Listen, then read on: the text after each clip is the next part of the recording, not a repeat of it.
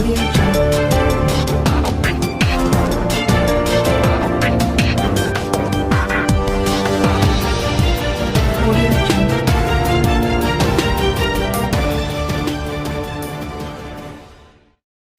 देख रहे हैं न्यूज़ 24 फर्स्ट एक्सप्रेस। इस वक्त की सबसे बड़ी अपडेट है, प्रदीप श्रीवास्तव को स्टेट हेड बनाए जाने पर हार्दिक बधाई, शुभकामनाएं।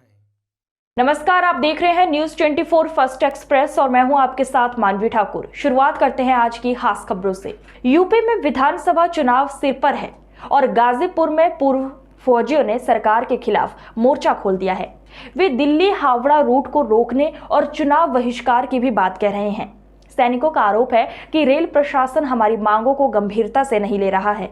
एशिया के सबसे बड़े फौजी गांव गहमर में रेलवे के खिलाफ पूर्व सैनिक, व्यापारी और स्थानीय लोग पिछले 2 हफ्तों से गहमर रेलवे स्टेशन पर धरना प्रदर्शन करने के बाद अब इस ठिठुरती सर्दी में आमरण अनशन करने को बाध्य हो गए हैं।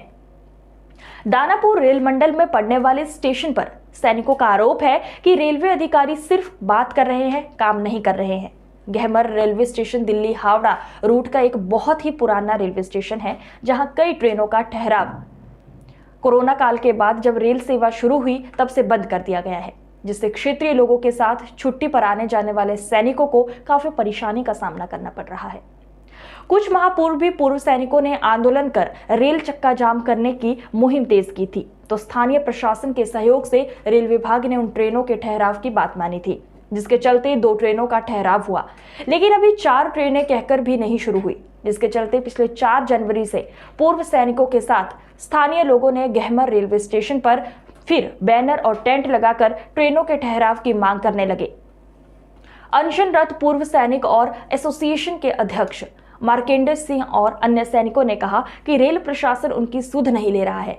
ऐसे में पिछले 15 जनवरी से हम लोग आमरण अनशन करने पर बाध्य हो गए हैं।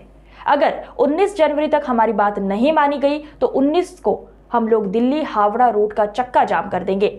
सैनिकों ने बताया कि कोरोना काल के बाद जब से रेल रूट शुरू हुआ है तो उसके बाद 6 मुख्य ट्रेनों का ठहराव हम मांग रहे हैं, लेकिन मगध और फरक्का ट्रेनों का ठहराव तुरंत नहीं किया जाता है तो रेल रोकने की कार्रवाई की जाएगी, जिसकी सारी जिम्मेदारी रेल प्रशासन की होगी। इस अनशन और प्रदर्शन में अब क्षेत्र के व्यापारी भी साथ आ गए हैं। आमरण अनशन के प्रदर्शन में शामिल व्यापारी नेता दुर्गा प्रसाद चौरसिया ने कहा कि हम लोग पूर्व सैनिकों की मांग के समर्थन में पूरे बाजार को बंद रखेंगे। आपका नाम? राम सिंह गहमर। ये आपकी आवाज को क्या हो गया? ठंड से बैठे बैठे धरना प्रदर्शन में ठंड लगने से गला बैठ गई है। ये आप लोग कितने दिन से बैठे हैं?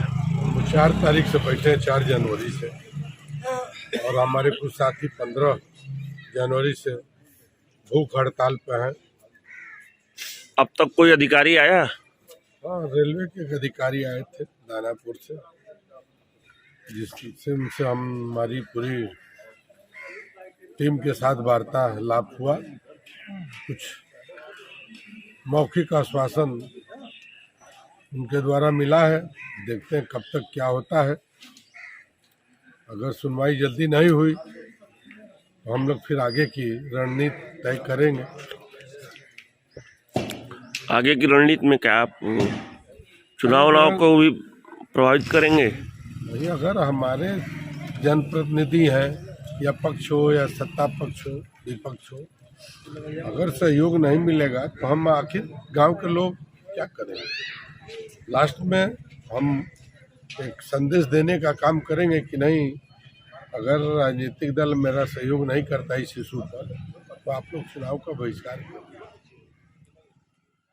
इस आंदोलन में पूरा हम लोग सहयोग कर रहे हैं, साथ में रह रहे हैं, और 19 तारीख तक अगर हमारी मांगे नहीं पूरी हुई तो हम पूरे व्यापारी पूरे बाजार को बंद करके रेलवे ट्रैक पर बैठने का काम करेंगे। मेरा नाम रिटायर्ड सूबेदार मेजर मार्कंडे सिंह, अध्यक्ष भूतपूर्व सैनिक सभा समिति गहमर क्षेत्र। आमरण अनशन 15 जनवरी 2022 से चल रहा है। अभी 50 घंटे हो गए। हम लोग विवश होकर के रेल प्रशासन अगर हमारी दोनों ट्रेन मगध और फरक्का को नहीं रुकवाती है तो इसके लिए हम आमरण अनशन तो कर ही रहे हैं, विवश होकर के हम रेल ट्रैक को बाधित करने का काम करेंगे। जो भी अपनी घटना घटेगी उसकी सारी जिम्मेवारी रेल प्रशासन की होगी। सुधीर कुमार सिंह। आप भी आमरण अनशन पे हैं? जी। ये आमरण अनशन आप लोग क्यों कर रहे हैं? गहमर स्टेशन पर जिन ट्रेनों का ठहराव कोरोना काल से पहले था, उन ट्रेनों के पुनः ठहराव के लिए हम लोग आंदोलन कर रहे हैं। आप लोग की आगे की रणनीति क्या होगी? आगे की रणनीति जो है कि अभी तो आमरण अनशन चल रहा है, आज तीसरा दिन है, लेकिन अगर इसके बावजूद भी रेलवे प्रशासन या हमारे यहाँ क्षेत्र के जो जनप्रतिनिधि है इस पर नहीं सुनवाई करते हैं तो फिर हम रेलवे ट्रैक पर भी जाने का काम करेंगे और चुनाव को लेकर भी बहिष्कार करने का काम करेंगे। चंदन सिंह, पूर्व सैनिक। आप आमरण अनशन पे हैं? जी, 2 दिन से।